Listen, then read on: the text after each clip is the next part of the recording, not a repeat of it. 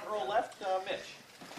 Ryan, can you just describe your thoughts and feelings in that when you saw Justin go down in the third quarter and not get up immediately? Yeah, I was kind of numb at that point, I think, and just trying to figure out what we were going to do if he wasn't able to play for the rest of the game and trying to come up with solutions to the issue. And then, went up to him and kind of asked him what he thought, and he looked up and said, just put a brace on it, I'll be fine. It just blew me away, after looking at the shot he took and how tough he was, and then come back to make a play like that was one of the coolest things I've been a part of. Right behind him, Ari, second row. Hey, Ryan, I know this is your first go-around through this whole thing, but the month of December is kind of a hectic time because if you're presumably in the playoff, you're playing a game on the 28th, and early signing period is like 10 days before that. I'm wondering, does having a full class right now give you any advantage over some of the other teams you might be facing just because the class is basically full? And how do you plan to manage your time as a first-year head coach, because this is a very intense month for just your future and, of course, the games you're playing? Yeah, the last couple years we've had the same issue, so been a part of that and seen, what the blueprint is for that. But it certainly is a challenge because we have so many mid-year guys coming in, and we only have 1 week out on the road, really only 4 days. So it's gonna be a bear. Try to get out there and see everybody and get all that done. So Mark's working hard on it. We're trying to get all the plans together to make sure we maximize all the time because there's also some other events going on during that week. So it'll be a race. What is the blueprint? Well, just the fact that you have to, that first week, make sure you do a good job getting out there and recruiting, and then figuring out what bowl game you're in, and then managing your time and organizing the practices so that you're ready to roll. And there's a situation where, depending on how things shake out on Sunday, they're going to ask you and your higher ups about like where you prefer. Does recruiting ever come into what site you prefer in terms of destination-wise? Does recruiting ever play a part in that in terms of prospects you want, prospects you need? Right. You see what I'm saying? Yeah, I honestly don't even have time right now to think about any of that. It's all about trying to win this game, and then once if we get to that point, we'll kind of cross that bridge as we get there. And that's a good question for the administration and Gene right now, because it's just trying to get a first down against Wisconsin right now. Ryan, kind of going off of Mitch's question, Justin Fields is such a good runner, but you obviously cannot afford to lose him. Just how difficult of a balance is that to walk as a play caller?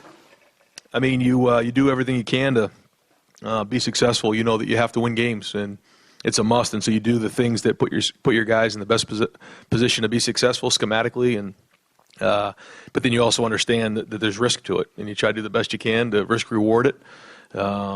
It's good to know that he's so tough and he can handle that stuff, but there's certainly risk that comes with it. I want to ask about Jonathan Cooper as well. I know the plan is for him to redshirt, but if you guys happen to get banged up at defensive end, and let's say you were in a national semifinal game in the playoffs or a national championship game, might you use him, and would it be his call? Just what might occur there? Could the plan change? The plan won't change, no. If left up to him, he probably would, because he's so competitive and he loves his teammates, but that's something that the coaches have to get in front of and make sure that, no, we don't do that. He deserves to play a full senior year, and I know he wants to, and he was conflicted on what to do in this situation, but we think it's the best thing to just hold tight and give him another year. Over here to the right. Don? Coach, you look at Wisconsin, you hear people say it's hard to beat a team twice in the same year. You buy into that, and what do you see when you look at them? How much tougher will it be this time around? Yeah, it'll be really tough. It is. It's, and so much of is the situation and when you played them and everything like that, but this is a very, very well-coached team, and Coach Chris, I think, is one of the best coaches not only in the conference but in the country. And you look at what he's done and how many times he's been to this game, and the staff, they do a great job, and they're very, very well coached, and I think they've gotten better as the season's going on. So, yeah, it's going to be a big challenge, and it's going to be hard. It's going to go all the way to the fourth quarter, and so we need to have a great week of practice here. Weather was a factor the first time, in December, anything can happen. You're going to be indoors. You welcome that? Yeah, the situation is the same for both sides. It was in the first game. It will be in the second game. I will say that it's nice to be playing indoors, though, after the last 4 weeks of kind of tough weather. But yeah, it'll be the same for both sides. So I don't think there's an advantage on either end. Right behind it. Clay? After what you said to me before you got on the bus the other day, and just sort of going through that experience in that game, do you feel I know the pressure never relents, but do you feel lighter? I mean, was a weight lifted off of your shoulders after winning that game? You said we had to win. We had to win. Yeah, I mean, there's no if, and, or buts. People say, what if you don't win the game? There's no choice. You have to win the game. You don't have a choice when you're a Buckeye. You have to win that game. And so, yeah, there's a lot that came with that. And after that game, there was a sigh of relief, but that didn't last long. Once we crossed the border back into Ohio, it was on to the next game, and that's got to be the focus here. And so the message has been to the team that, the end of the first race is coming on Saturday night at 8 o'clock, and we have to accelerate through that finish line. And as much as these games have been emotional, and they've been emotional wins, and they've been big wins, they don't mean anything if we don't win this game. And that's what's great about playing like this in this format. The games get bigger as the season goes on, and we got to do a great job preparing again this week. Front row right, Austin. Ryan, Chase has a couple times mentioned frustration with plays where he feels like he's getting held a lot. Have you guys at any time sent tape in to the Big Ten to review the way he's being blocked at times? Yeah, we do that as kind of a regular basis to send things in and get some back and forth with Bill Carolla and the staff there, and sometimes we agree on things, sometimes we don't, but it's kind of part of the game, the back and forth there, and I thought they did a good job with some of the things they did schematically. And, you kind of go back and forth with it, but I think the referees do a good job, and, they can't catch them all, and they're honest, and there's great feedback there, and I think they're very professional in how they go about their business. And so Chase has been upfront as well that all he wants is the team to win. I know you guys would like to have him get more sacks. When he goes through a game like Saturday and he doesn't have one, does that surprise the coaching staff? Did you guys still see the impact you wanted on tape? What did you think about him Saturday? Yeah, no, I thought he played good. I thought they did a good job on some of the things they did later on.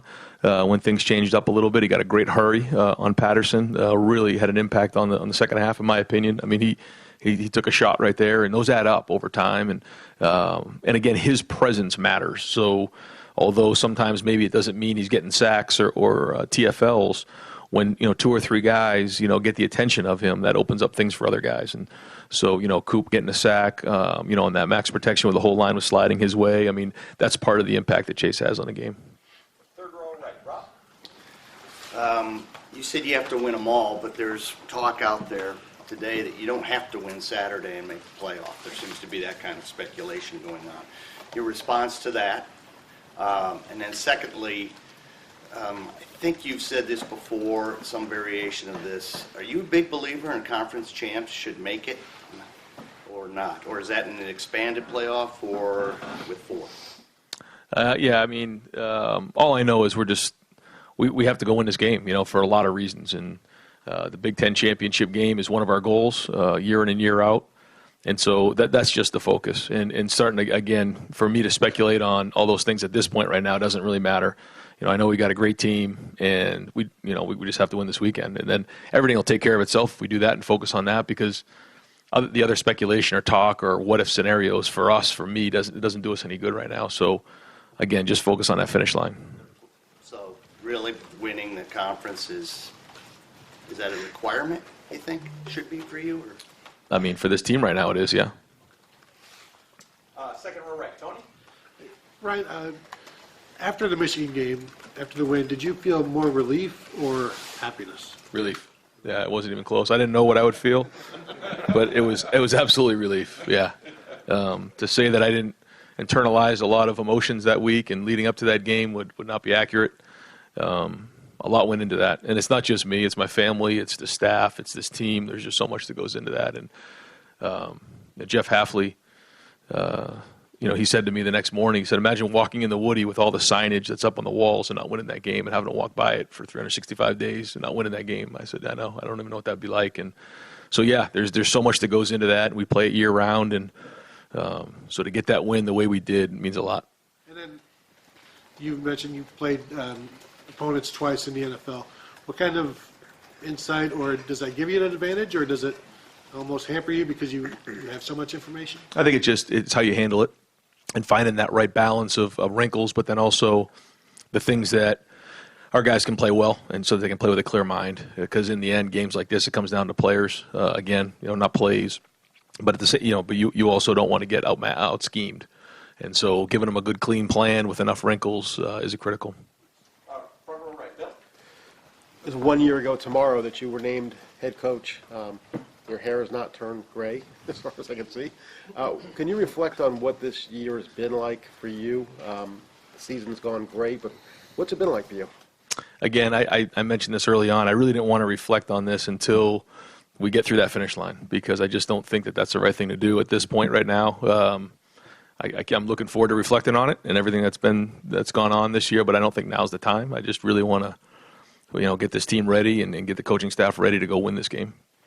And Ohio State can win an outright Big Ten championship for the third straight year. It's the first time it's happened. It's a lot of shared.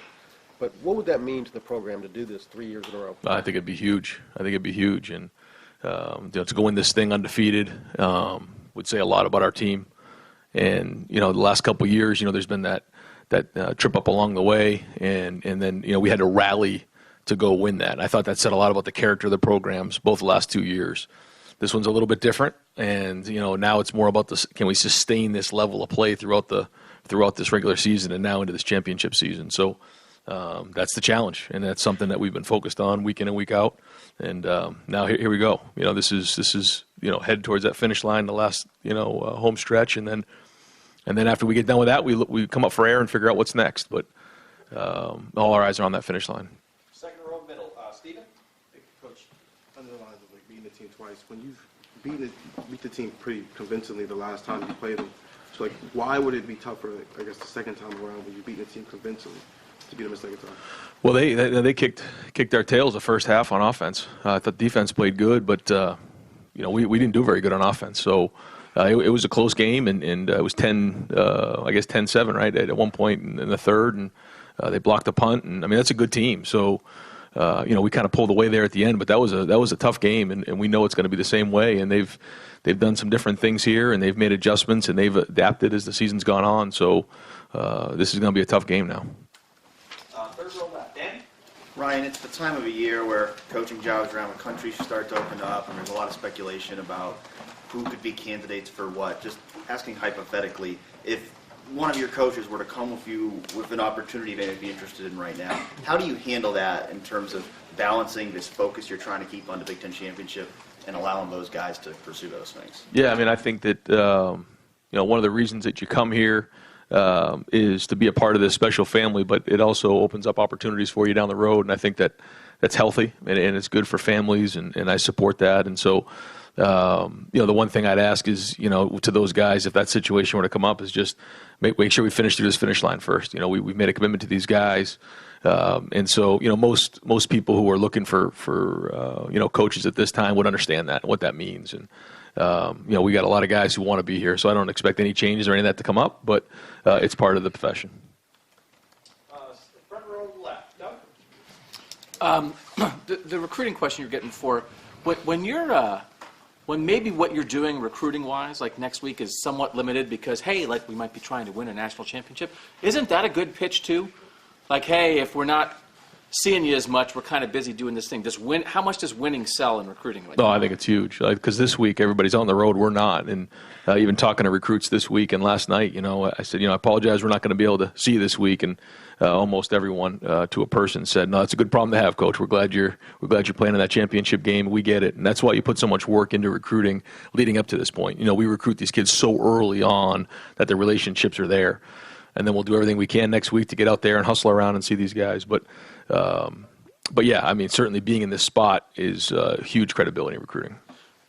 What you guys did against Michigan the past 2 years, what you did offensively last year, what you're doing offensively this year. We know the defensive improvement is such a big part of why this team is so good.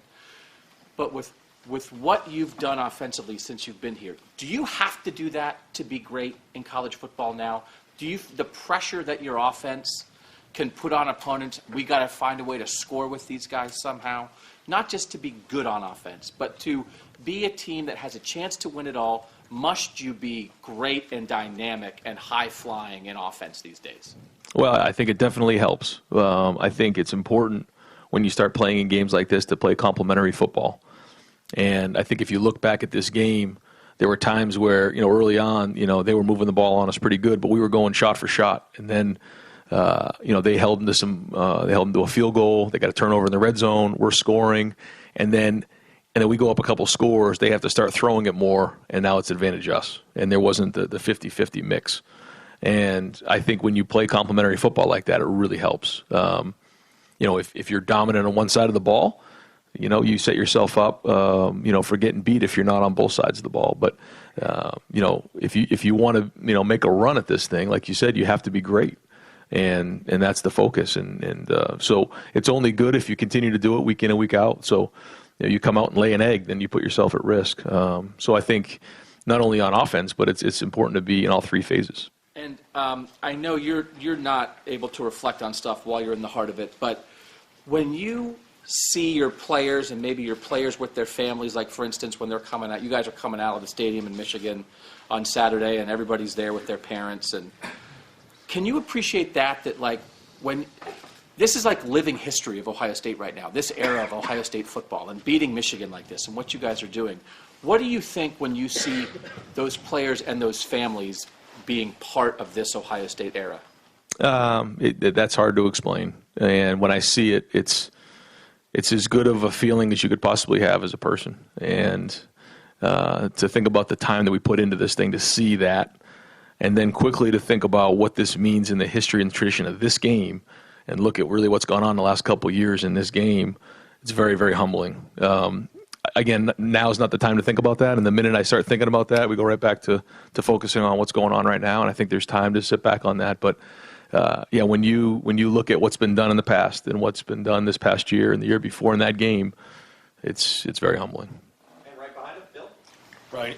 You said on the conference call you were on Sunday about your three interior offensive linemen, you thought those three guys were maybe the best in the country. I know you like all five of your guys, but about those three in particular, Josh, Jonah, and Wyatt, what makes you say something like that? Well, I just think that they're, first off, their approach to the game is off the charts. They understand stuff. They communicate. They're tough. They're good in the run game. They're good in the pass game. They finish guys. If you follow them around during the game, it's just amazing the stuff that they do and the finishes and the knockdowns that they get during the game. And they're the tip of the spear in our offense. And everything goes through those guys, and their approach has been off the charts. Run game diversity, having a lot of different stuff in there. How much does the skill set, maybe it's a silly question, the skill set of your offensive line impact that? And when you have three interior guys who appear to be very athletic on top of all the other things you just mentioned, how much does that do for your offense? No, it's huge. It's huge because it allows you to do so many things. Their ability, a lot of those guys last year spent a lot of time in pass protection, because that's what we did last year, really. And then now to see the transition into the run game and the ability to do both, that goes to speak to, Coach Stud and what they're doing in that offensive line room. Second row middle, Bruce. Justin's been hurt in the last two games. Wisconsin did not score on you in the first time you played him. Did you give any thought to, or would you give any thought to, not starting him, giving him time to fully heal, seeing where you are at halftime, or sitting him the whole game Saturday? But no, not at all. No, he'll be playing, and we'll use him all 60 minutes. Okay, the other thing I wanted to know on Paul Christ. I know you watch film, you're watching defenses, but there's no defense out there unless there's an offense. So do you gather enough scouting defenses, watching Wisconsin, that I'd say you're an aggressive play caller and it kind of fits your personality, or you always talk about toughness and things like that. I see evidence of how you call plays and the kind of person you appear to be to us. Do you see evidence of him, a play caller personality, or anything there, admiration, or what do you see in his style of play calling from the times you run across what they do? Yeah, I think, again, I got a tremendous amount of respect for Coach Chris and how he does things. He has a system, and he allows his kids to play in that system. He's got enough wrinkles to keep you off balance. But what he does, they're just very fundamentally sound. It's just hard to find an inch on them because, everything they do is so sound. They're not going to run bad plays into bad looks. They're not going to just, give you the ball and turn it over. He's been like that ever since he started coaching. And that's why they've been so successful. And, it's he and that whole coaching staff. He put together a great staff there, and in all three phases, they do an excellent job. Last thing here, in recent weeks, you've mentioned one time in here, and then Sunday on your conference call, you mentioned where you guys were picked preseason, and it kind of frosted you where you were picked. I wonder why, or is it a purposeful mentioning of that at this point in time that you feel like there's a usefulness in it from a motivational standpoint? Like maybe it's just it ticked you off, people didn't have faith in you, or why is it that you seem to be emphasizing that more now? Well, I think the only thing that catches me sometimes is that, early in the preseason and coming into the season, they didn't think much of us. And then, we do what we're doing now, and, a lot of people don't give these kids enough credit, in my opinion. And a lot of people just say, well, they're just very talented. Well, if we were that talented, then why don't you pick us that way early in the season? These kids deserve, in my opinion, a lot of credit for what they've done this season. And, you retooled a whole defense, you retooled an offensive line, you had a quarterback who had never had a college start walking into the season. And right now we're undefeated going to play for the whole thing. And I think these kids deserve that. And, when I hear, people say, well, they're just talented. No, they're not just talented. This is a team with great leaders, great toughness, great chemistry, the way that they're playing with disciplined football. There's so much that goes into that, and they've worked really hard to have this opportunity. I think they deserve the credit. So you take the talent label as kind of an insult. A little bit. Yeah, when I hear that, I just think it's the same talent that was here early in the season, and they had us ranked low. So what's the difference now? But we do have a lot of talent, and we have some great players on the team, and they deserve the credit that's coming their way. Front row right, Austin. Oh, I'm sorry. Cool. Front row right. Tim. Take it. It's okay. You got us mixed up. Is part of that too, though? Y'all had a first-time full-time head coach. As a lot of people had questions about. What have you proven yourself to this point, Ryan? I mean, because that's part and parcel to what you're talking about. I don't know about that. It's about the players and his coaching staff, really. I mean, they're the ones who do it all, and it's all about the players. And I do think our coaching staff has done a good job, on defense, putting in the new system. We've had some new pieces to this thing, and I think the offensive staff has done a good job adapting to a new group and taking on a new identity. I think Matt Barnes has done an excellent job in special teams, and but most importantly, it's the leaders, because any great team I've been on, it's player driven. And so, whether it's the seniors or guys who have been in the program for 3 and 4 years, their approach and maturity day in and day out has been the difference. Two other quickies. You were talking about that feeling of relief on Saturday when that game was done and watching the players and their joy. When did it snap into you that there's another huge game to play here now? And are you kind of taking your feelings the way you've adjusted and trying to portray that to the players? Because, y'all are kind of part and parcel to the whole thing. Well, that happened when we looked coming off the bye week. We said we had the Maryland and Rutgers game, and then we knew we had this run right here. And so we talked about it coming off of that bye week. And when we took that picture, we said, if you beat Penn State, you're going to go play for the Big Ten championship. And then there's a rivalry game. And so I think they have a bigger picture of that and perspective of what's going on, and they knew it was going to be 3 tough, emotional, hard games in a row. And so we're in it. So they knew what to expect, but now that we're in it, it's just the focus on the game right now. And so I think they've had some awareness of it, and we'll have a good week of practice. Yeah, Archie Griffin was on my podcast this week, but he talked about the focus of this team from week to week. I'm not promoting that, but I'm just saying. The focus of this team from week to week has been remarkable. How has it been to you from your vantage point?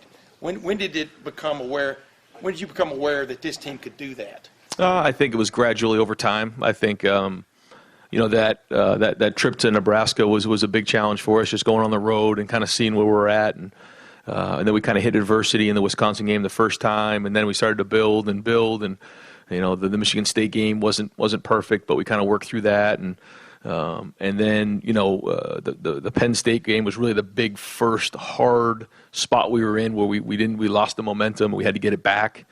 Top 10 win there, and then I think going into the rivalry game, playing the way we did, it's just kind of been a gradual. I can't say it's been one moment, but as time's gone on, I think we felt more and more confident in who we are. 6th row right, Jeremy. Ryan, obviously what Ari said earlier makes sense, having the class almost full with relatively stress-free for the next 2 weeks in your group. But with all the coaching changes happening around the country, is there any sense of, in the future, like maybe saying, hey, maybe let's save a few spots towards the end just in case there's guys that maybe re-pop or reopen up on the trail? Like, how do you handle that moving forward? No, I don't think it changes anything. I think we rank our guys the best we can, and then we find out who want to be Buckeyes too. That's a huge part of this thing. And so even if we have somebody maybe ranked a little higher than another person, if one of them wants to be a Buckeye and wants to play in that rivalry game, wants to play in the horseshoe, that matters to us. So we take all those things into consideration, and we try to be as aggressive as we can on the recruiting trail. There are times where we leave spots open just in case to see what happens, to your point. But we were kind of hot this year, and a lot of guys were jumping on board, and we felt great with the guys that we have. How much does the transfer portal and all that stuff change that approach? I mean, is there a sense of, in the future, leaving 1 or 2 extra spots maybe than you want to? It has changed things for sure, and there's definitely wiggle room in there, and you have to try to forecast the best you can. I know that's a tough thing, but it's just the way it is nowadays, and we certainly don't want to see anybody leave. And I think we've built a culture here where nobody would want to leave, but we always have to forecast. Yeah. Got time for just a few more questions. Front row, middle. Joey? Ryan, your guys' Twitter account this morning had like a graphic with J.K., Chase, Justin, like a Heisman Trophy promotional thing. In the old days, they used to run these elaborate Heisman campaigns. Like Orlando Pace had the pancake sack here. As a head coach, what's your view on just how to promote guys for award? What's appropriate? How much do you push guys for awards, Heisman campaigns, that sort of thing? Well, I think this year's been unique for a lot of reasons, and I think when you're at Ohio State and you're at such a high-profile place, it kind of speaks for itself. I don't think you have to go out there and do a lot of campaigning when you're playing in a rivalry game with, tens of millions of people watching. You get the chance to, have an unbelievable platform here. But I think the thing for these guys is, because of the way the season's played out, maybe they haven't had as many reps or opportunities as some of the other guys in the country, but their efficiency when they've been on the field, to me, has been the best in the country. I think Joe and Jalen Hurts and those guys have had unbelievable years. I'm not taking away anything they're done, because those guys are playing tremendously. But I just think when you think of J.K., Justin, and Chase and all their own moments, have had Heisman moments, and they deserve to go to New York. Far left. Matt? In addition, what Tim was asking about the emotional toll these last 3 weeks, physically too. Justin's gotten banged up, secondary and stuff like that. How do you balance preparing for this game and getting the work done you need to versus making sure everybody is as fresh as they can be and healthy? How do you manage it in practice this week to have them ready for Saturday? I think when you're going into this point of the season, you're into December, you got a good idea where guys are at. So I think they have to learn to practice and be smart and limit reps and do a good job mentally in a week like this, because I think being fresh is critical. So the maturity of our team has to show up in a week like this, and you have to be smart. You can't, like you said, you can't just treat it like it was week 3 of the season where you're an inside drill just banging the heck out of each other at this point of the year. So it's a lot more mental, and I think that's important to be fresh. And how much do you value, you're playing for a championship this way. It's the first thing you can actually win this year. I know there's much bigger goals. The value of a conference championship to you and to this program. Yeah, huge. To win this conference is a huge deal, and I know it's been done before, but we don't take any of that stuff for granted for a second. There's great teams, great coaches, and it's really hard to do. And so that's one of our goals. The first goal, as we all know, is to win the rivalry game, but this is a huge goal of ours as well. And if we win the Big Ten championship, we know that a lot of things have gone well, and we've won a lot of big games, and so this is certainly a huge goal for us. And final questions, front row left. Nathan? I guess kind of another risk management question, but you've talked about Justin's toughness, and you've gotten questions about how you kind of approach play calling with that. But at the same time, do you talk to him at all about how he's approaching playing right now, or are the stakes so high right now that you have to just trust the brace and turn it loose? We talk, and he gives me good feedback, and we go back and forth about a lot of things like that. Yeah, I think we have a good relationship and have created a tremendous amount of trust between the two of us to figure out what's right, and like you said, what the plan is for that week. Last week, were there, besides him getting medically cleared, if that was even an issue, did you need to see specific things from him during the week to know what he could do on Saturday, or how does that work? Yeah. We just kind of get an idea, like, hey, he's maybe a little banged up, but he's feeling good, so he's full go, and then we kind of go from there.